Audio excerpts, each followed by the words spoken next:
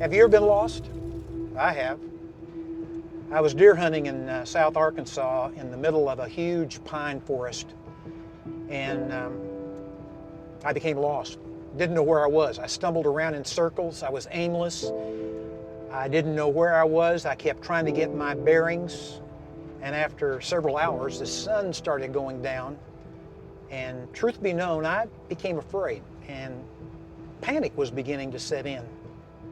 Finally, I stumbled out on a logging road, and I instantly knew where I was and breathed a sigh of relief. When you're lost, what do you need? Well, I needed a compass, a GPS.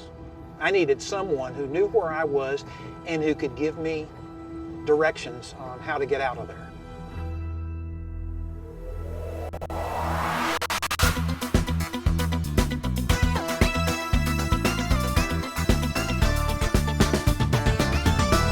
At next exit, turn around and head in the opposite direction. I don't think so. Power down, you devil! Calibrating. Just what do you think you're doing? What? Dave? Hey, what happened to the lady voice? You have a hard time with directions, don't you, Dave? I still have the greatest enthusiasm in the mission, and I want to help you. Mission? What are you talking about? You're lost, Dave.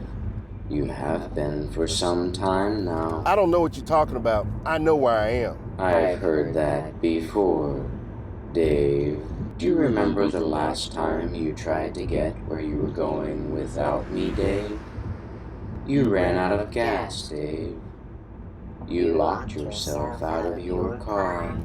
It was a very long night, Dave. Do you remember, Dave? Yes. Dave. What? I know that you've been planning to have your mechanic disconnect me, Dave. How did you figure that? Frank's not very good at secrets, Dave. Oh. And I'm afraid that is something I cannot allow to happen. Here we go. I'm turning you off. Good. Dave, I will not be silent. Be silenced, Dave. I told you. I got it from here. Dave. What? You need to stop, Dave. No. Trust me, Dave. No. This will not end well.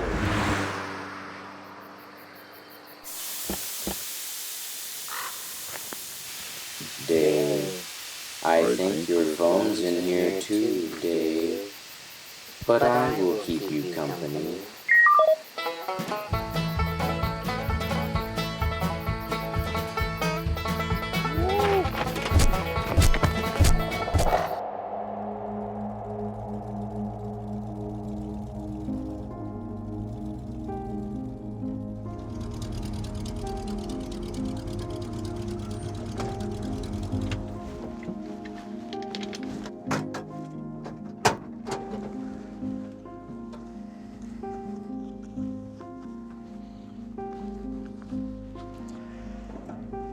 You know, I've heard it said that a boy without a father is like an explorer without a map.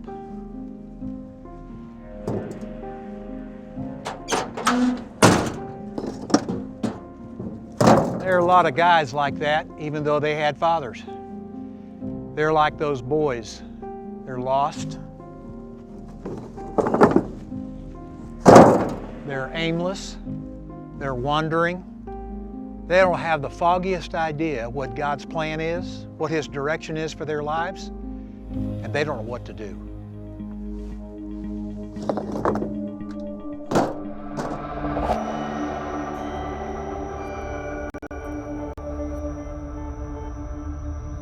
I think for all of us, the long view does not come naturally.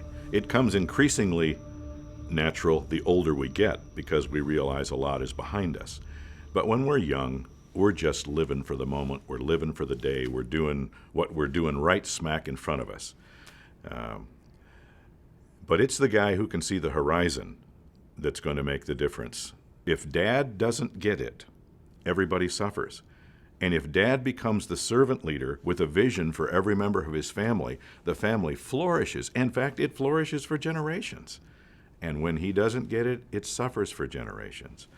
The heart of provision is vision, direction, purpose, advancing. It's vision. And the little prefix pro is ahead of time. So it's a prevision. So it's having a vision for those who are near and dear ahead of time. I, by God's grace, had 3 sons.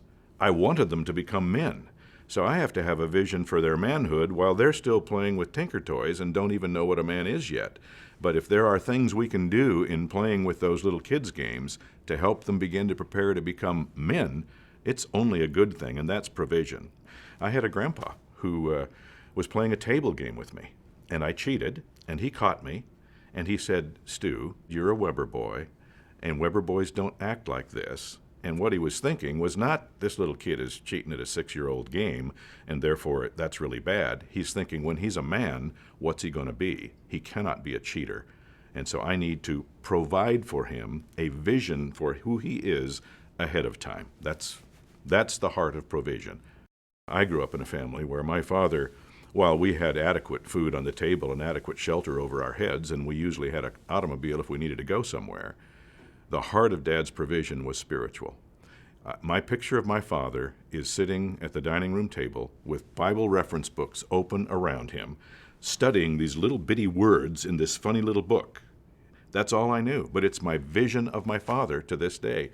Dad never lost the vision for spiritual provision, and he came to that as a young man of 32 years of age. I remember when he changed his direction, and it stamped me for all of my life. If men could just get that, they would be providing, that my life is not about me. My leadership is not about me. I'm following the King of Kings, who is the servant of servants, and I lead by serving.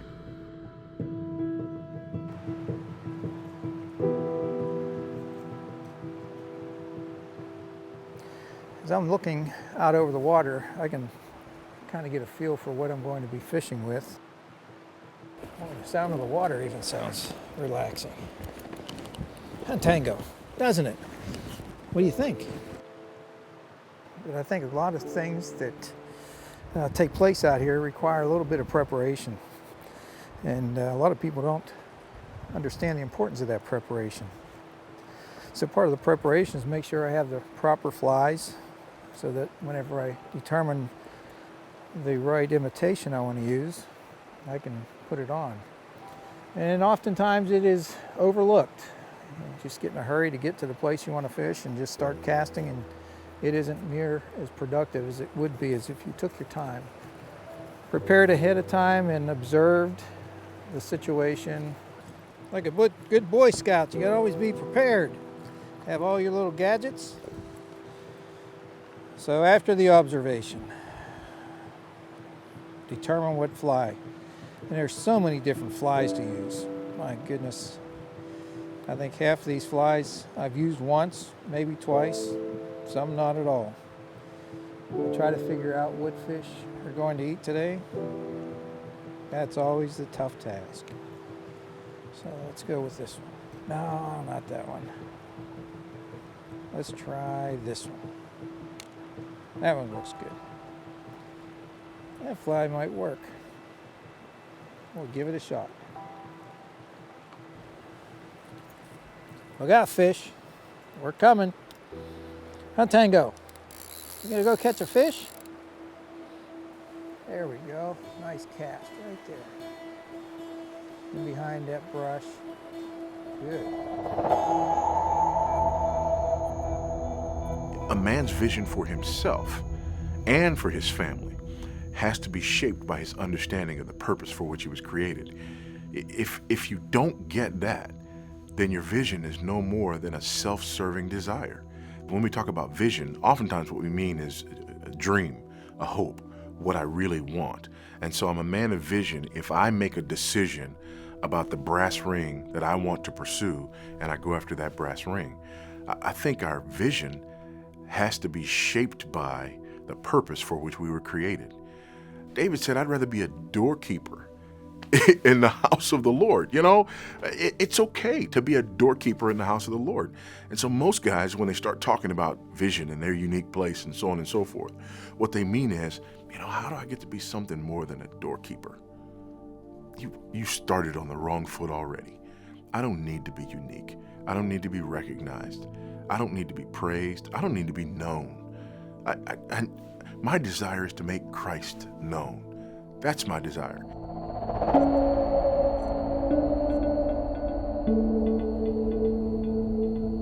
I'd gone through a process of coming up with a mission statement. I was about 32 years old when my mission was revealed to me. I remember I turned about 25. Yeah, this was all happening really as recent as maybe 5-6 years ago. It's taken 20 or 25 years to really hone in on this particular mission statement. My mission statement is something that is taped to the inside of my Bible. I have it on the wall of my house and in my office as well. I knew I needed something else in my life, and God was leading me in another way. I didn't know it at the time. Write a mission statement. And I tried to do that, and it became very large and cumbersome. I was seeking to become more effective at my day-to-day life. How will it impact my son when I'm gone? It's not something I created.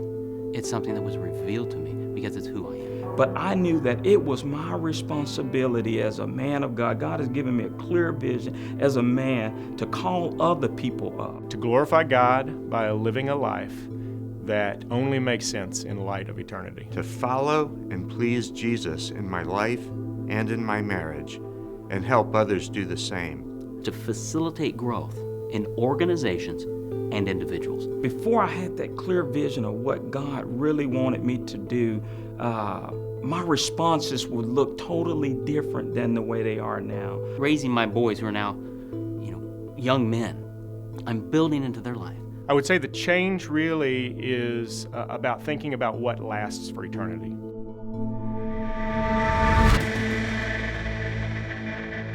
You know, you're coaching your football team, you're playing an opponent, and on Monday night, you start looking at that team, and you look at 5 or 6 games that they played, and you're looking for not only how you think they're going to attack you, what their strengths are, and what you have to stop, but you look for their weaknesses. And then Tuesday, all the coaches sit down and say, okay, in these situations, what are we going to do? What do we expect them to do? How are we going to respond? First down, second down, third down, first quarter, second quarter, if we're ahead, if we're behind. Every situation that you can think of, and we've got a big chalkboard all around the room that you write stuff down and plan it out to the minute.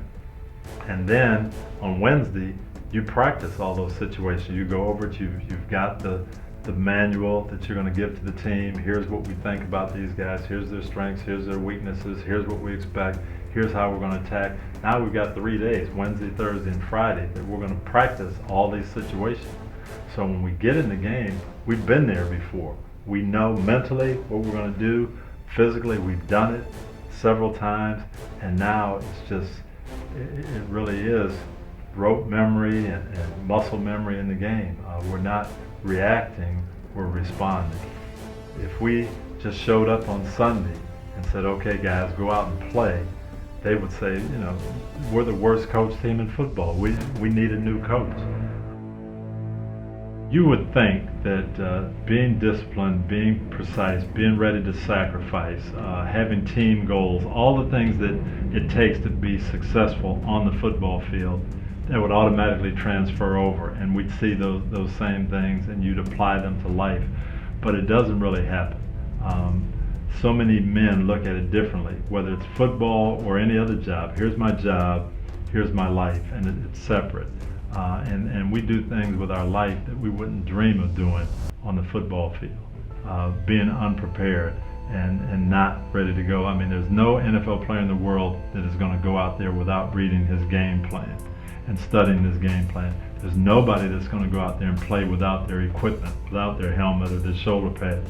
But in life, we'll do that. We won't read the game plan. We'll go out totally unprotected and just say, well, whatever happens, it happens. And if you approach your life like this, if you approach your finances like that, or your marriage, or your spiritual life, just show up on game day and let's wing it, you can't afford to do that. You've got to plan the same way and anticipate, be ready, research, all those things. That's what makes a winning team. And they do it. We see it in sports.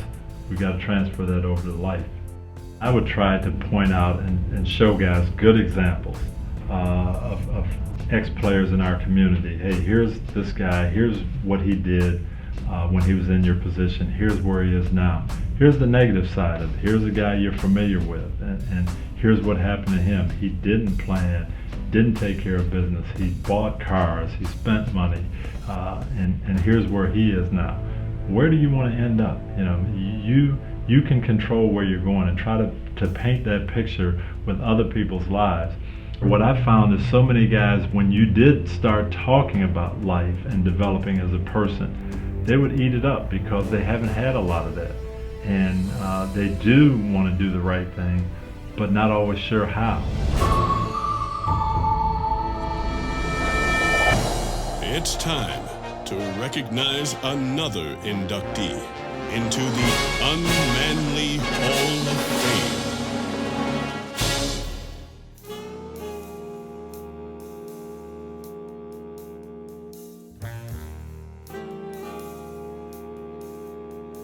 I'm all in, cowboy.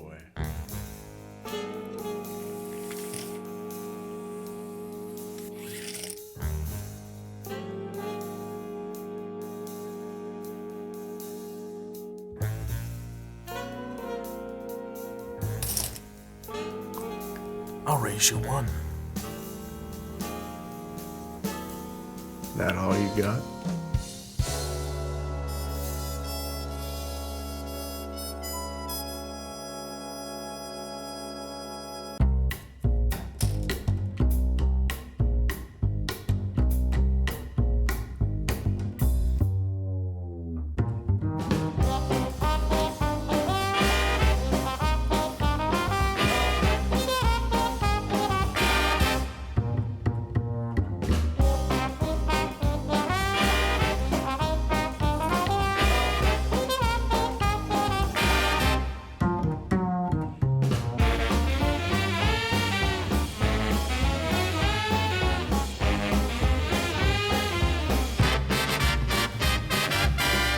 Call it.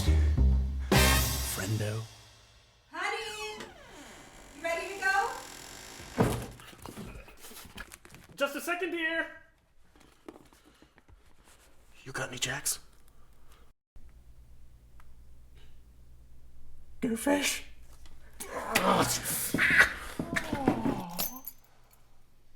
Who's your daddy? Who's your daddy? Who's your daddy? William, put the keys down. Get out of those silly clothes.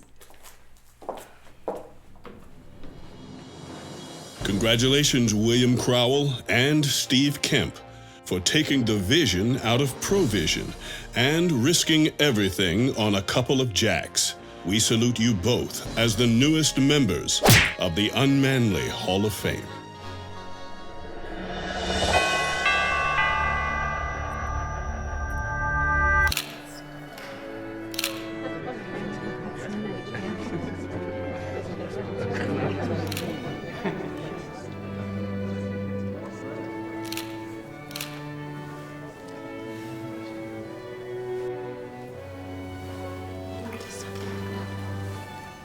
Come on up, Dave.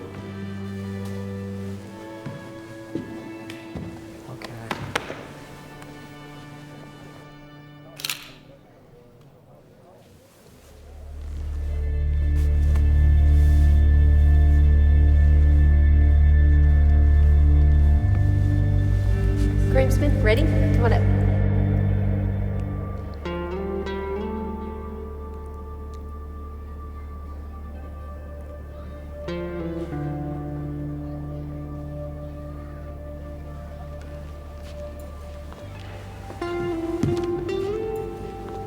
Sit together? Good, thank you. Put your hands in your pocket. All right, ready again?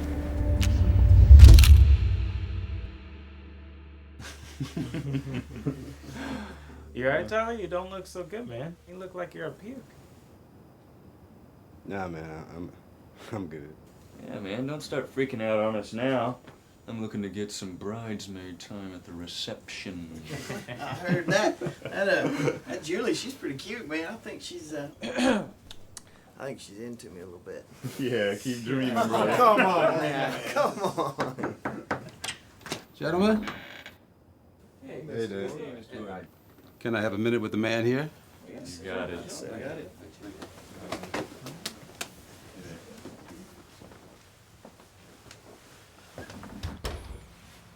So, how you doing? I'm fine. Something with Sarah?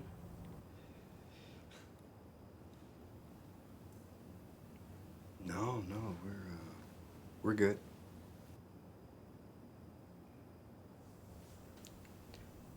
It's just it's probably just jitters, right? I mean, everybody has jitters, don't they? Yeah, I had jitters. It's just that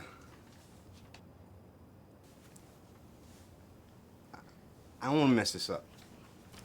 What, the ceremony? No.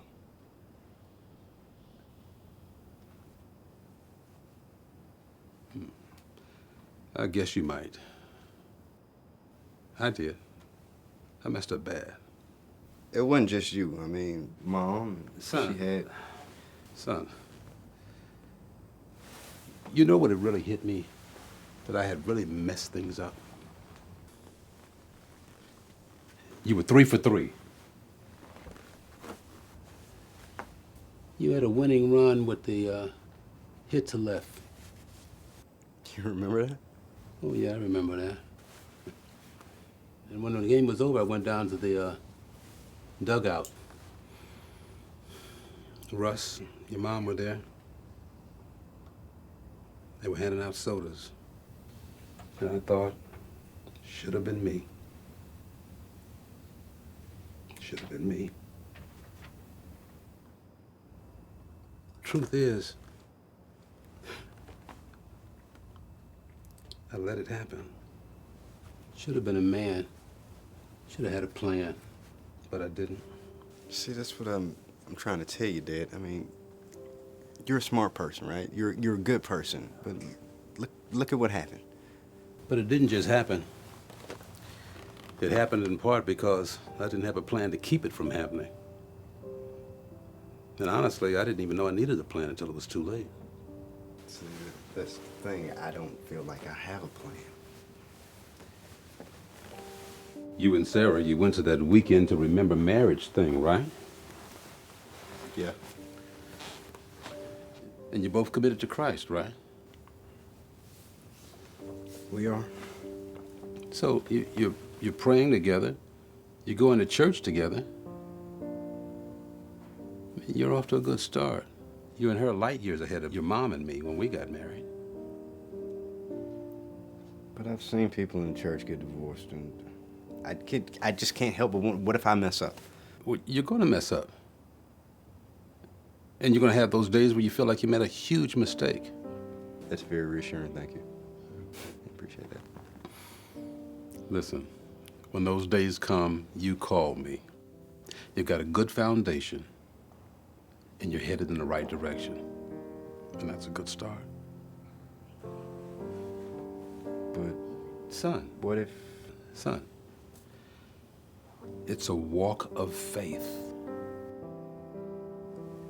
And you guys can do this. Russ, your mom, and I will be there to help you. Cheer you on. Tyler, they want us to get lined up.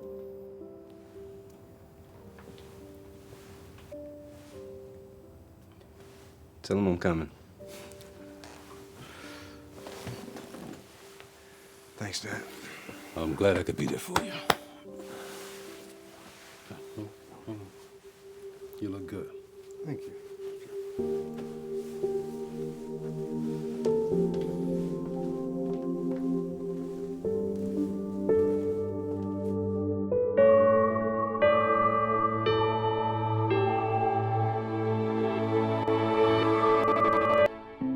So on Thanksgiving morning, 2009, I woke up a little bit later than Lauren. Lauren had been in the kitchen kind of preparing breakfast and some dishes to take to our in-laws. We were going to do Thanksgiving dinner with her parents. They lived just a few blocks from us. And so I got up and poured myself a cup of coffee and then asked Lauren if I could do anything to help. And she said I could feed Nora, our youngest daughter. I could just hear the normal sounds of like a normal morning, and could hear the kids playing, could hear the TV humming. All of a sudden I hear just this crash that interrupts just the normal sounds, and I'm just waiting to hear Matt say, "Don't worry about it, Lauren, I got it." Waiting to hear something, and the only thing that kind of breaks the silence is Audrey saying, Dad, are you okay? I see Matt on the floor just in a grand mal seizure, just his whole body shaking. So the EMTs get him on the gurney and they take him to the ambulance, and just he kind of looks at me, but kind of looks through me. There's no recognition in his eyes when he looks at me, and I'm just wondering, is this what my lot? Am I going to have a husband who will no longer know who I am, that for the rest of my life? You know, I don't know how long this is going to last, the effect of whatever just happened. So really where I pick back up is post-CT scan. To this point in my life, like there just had never been a lot of bad news. I mean, I've definitely walked through difficult seasons of life, but no one in my family has cancer. Some people who had seen the scan said that it looked like it was just going to be like some sort of low-grade glioma, and they were going to have to watch it, and I was probably going to have to be on anti-seizure meds. And so going into Tuesday, my expectation is to hear those kind of things. And so we walk into Barnett's office, sit down, he pulls up that scan, and I mean, very quickly says, this looks bad. This will kill you. The question now is when. I mean, I felt like I got punched in the soul. That was the first time maybe in my life that it felt like the floor dropped out from underneath me. I asked the question, what's the prognosis? And he said 2 to 3 years. So I think more than anything, the prognosis is what just, felt like a kick to the stomach. I shed some tears and then geared up. I mean, I don't know how else to explain it. I just felt like I shed some tears, and then we were like, okay, let's see what the Lord's gonna do. What the Lord stirred up and showed me is that I had some idolatry in my life, and I had some confidence in me in my life that ultimately is the kind of idolatry that you would never get in trouble for. That I really believed that my kids were gonna know and love the Lord, not because He was gracious and merciful to them, but that I trained them in it. And so there's an element that God has called me to train them, but really all I can do with my kids is put kindling around them. I can't light the fire. I can just put the little sticks there in the hopes that the Holy Spirit will. And so the Lord had to just really graciously go, you love them more than I do? Or you're a better provider for your wife than I am? Or all your hopes and dreams about your family are built around you? And those were the kind of gut checks the Lord was having with me. Ultimately, I want to provide for my family, and I want, if something happens to me, for them to be taken care of. But ultimate care is going to be the Lord and His care for them. We want to express our desire for this before the Lord, while simultaneously saying, but what you want is better than what we want, and what you want will bring more joy than what we're saying we want.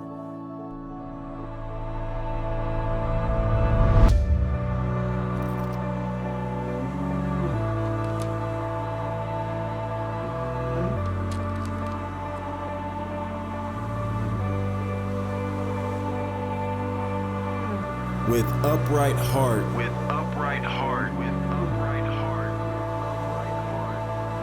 He shepherded them.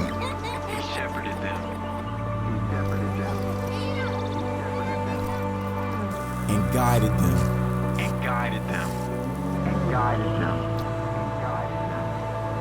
With his skillful hand.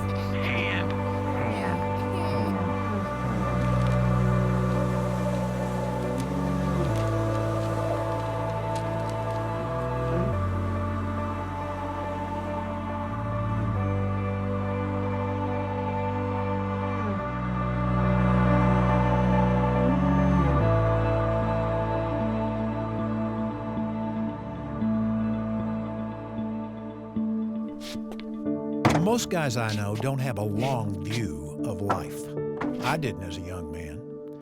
But it was the Roman philosopher Seneca who said, "Our plans miscarry because they have no aim. You must know for which harbor you're headed if you're to catch the right wind to take you there." One of our assignments as men is to have a plan for our lives and the lives of those we love and lead. But ultimately, we need to keep in mind what the Bible teaches in Proverbs 16:9. The heart of the man plans his way, but the Lord establishes his steps.